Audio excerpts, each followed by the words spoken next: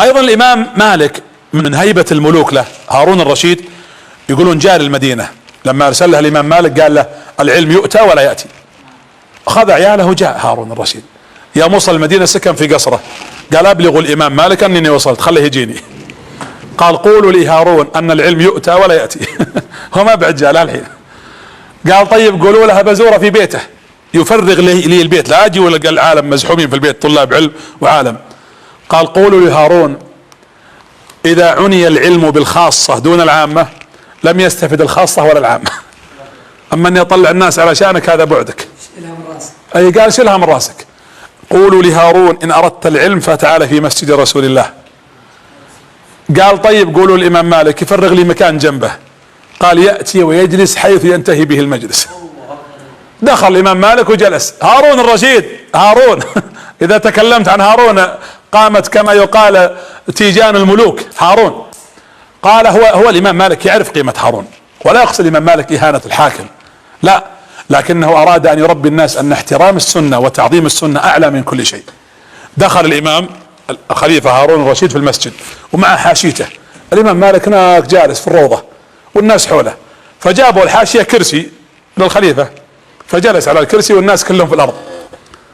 فالتفت على احد الطلبه قال حدثنا بحديث رسول الله. فهم الطالب قال حدثنا انه جاء عن النبي صلى الله عليه وسلم انه من تواضع لله رفعه ومن تكبر عليه وضعه. يقول قام هارون دف الكرسي وقعد في الارض وبلغت الرسالة. لما انتهى المجلس سلم على هارون قال يا امير المؤمنين اما والله اني اعلم قدرك واني اقدرك قدرك، انا اعرف من انت وانا احترمك وبايعتك ولك الحق علي، لكني اردت ان اعلم هؤلاء القوم الذين اختلفت مشاربهم واختلفت بلدانهم ان الله قول الله ورسوله لا يعلى عليه. عندنا قول لله ورسوله نلتزم، هذا اللي اردت. ولا هو شوفوا ايضا الاحترام والتقدير ومعرفة مكانة الحاكم، لكن بالبعد الذي قلنا عن الامام مالك رحمه الله تعالى. ايضا مرة يقولون كان في مجلس ابو جعفر المنصور وهو جالس قد قال الامام مالك اريد ماء، انا ابغى مويه. جابوا له انية قزاز ولكن مسكة القزازة مثل الكاس، لكن المسكة دي من فضة، وتعرفون حكم شرب الانية في انية الذهب بالفضة. يقول يوم قدموه الامام مالك شافه قال شكرا ما ابغى جزاكم الله خيرا. يقول نظر ابو جعفر قال ائتونا بآنية من فخار.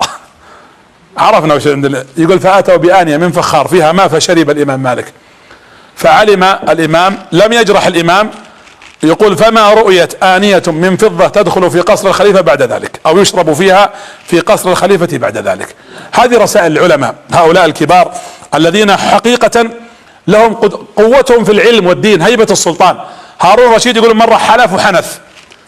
الحنث في الحلف انك ما تقوم بالحلف، وكفارة اليمين وشي قبل الصيام عتق رقبة، فإن لم يجد فإطعام 10 مساكين أو كسوتهم، فإن لم يستطع فصيام 3 أيام. الترتيب نعم. يقول لما جاء الإمام هارون خليفة حلف وحنث، أفتوه العلماء اللي عنده قالوا تعتق رقبة. يوم دخل الإمام مالك قال نسأل الإمام أبي عبد الله يا أبا عبد الله، قال نعم. قال إني حلفت وحنثت. هم متصور الإجابة أنه ما نفذ الحلف يعني. قال له الإمام قال الإمام مالك لهارون الرشيد صم 3 أيام يا خليفة. قال شو أملك كل هالرقاب؟ هل أنا كغيري من الناس لا أملك رقابا حتى أعتقها؟ الله يقول فإن لم يجد. قال من قال بأن الرقاب التي تملكها أنها لك؟ هي لبيت مال المسلمين، لكن الله ولاك على إدارتها. ثم أردتك الحكمة من وجود العقوبة في الشريعة هو أن تشعر بها. أنت عندك 100,000 رقبة، لو طلعت 1000 رقبة ما حسيت، لكن إذا صمت 3 أيام تأدبت مع التحلف من غير أن تفي. يقول فاستجاب لرأيه، وإن كان هذا الكلام أيضا فيه أخذ عضا. استجاب لرأيه وصام هارون الرشيد رحمهم الله جميعا، صام 3 أيام. الإمام مالك ايش؟ هارون كان يقدر العلماء كل الخلفاء في ذلك الوقت وخاصة الإمام مالك. الإمام مالك قال لهارون الرشيد ألا تأذن لي أن أضع الموطأ على الكعبة، نكتب مثل مثل ما كان يوضع المعلقات على الكعبة ثم نضعه، فقال لا يا امير المؤمنين لا تلزم الناس برأي مالك. وابو جعفر المنصور قال نكتب بماء الذهب، نطبع بماء الذهب، من تقديرهم ومعرفة ان ما كتبه الامام مالك كان يعد مرجعا للناس. الامام مالك يا جماعة هو ليست مسألة فقط، يعني كانت الناس تسمع له في الاندلس في مصر وهو كان في المدينة. وبالمناسبة الامام مالك لم يثبت انه سافر الا لمكة فقط، ما طلع من المدينة ابد، ولد في المدينة وعاش في المدينة ومات في المدينة، ومع ذلك استطاع يتعايش مع الناس، لان 3 قارات كانوا من طلابه. الاندلس كانوا يأتون له طلاب من اوروبا ومن افريقيا ومن اسيا، كلهم كانوا يحضرون في مسجد النبي صلى الله عليه وسلم يتعلمون على يد الامام مالك. الامام مالك كان مذهبه الى اليوم في بلاد الشام، في بلاد مصر، في اليمن، في السودان، في الكوفة. شك نعم صحيح، كثير من تونس والمغرب. الامام ادريس رحمه الله تعالى في المغرب قال لماذا لا نتبنى ما قاله مالك وكتبه، لانه مذهب ميسر. وبالمناسبة اصح كتاب كتب بعد كتاب الله في ذلك الوقت، هذا قال الامام الشافعي، لا اعلم كتابا تصح نسبته الى كاتبه واصح كتاب بعد كتاب الله، يقصد في وقته طبعا قبل البخاري وقبل مسلم، كالموطأ. موطأ الامام مالك كتبه الامام مالك في 11 سنة، من 148 الى 100 تقريبا و57 والامام 59 وهو يكتب فيه، وكان يدرسه 20 سنة.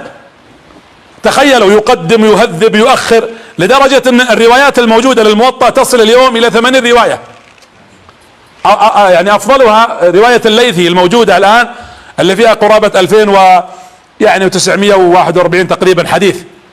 وهذه الرواية، وفي ايضا رواية الزهري تأتي بعدها، هذه روايات لذلك في ناس من روى للامام مالك موطأ قبل التعديل والتهذيب. وألف رحمه الله تعالى طبعا غير ذلك، ألف رحمه الله تعالى في الأقضية، وألف في الفتوى، وألف في غير ذلك رحمه الله تعالى. لكن المدونة التي كتبها طلابه وتلاميذه من بعده أصبحت اليوم مرجع من مراجع الفقه المالكي.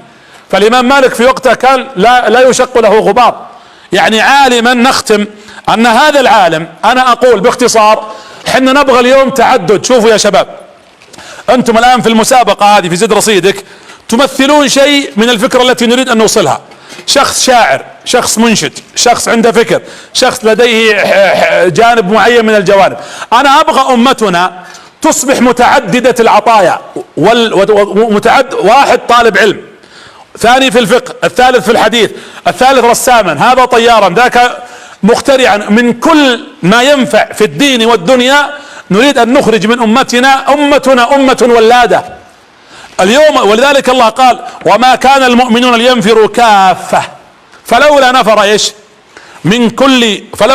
من كل فرقة منهم طائفة، بس طائفة ليتفقهوا في الدين ولينذروا قومهم.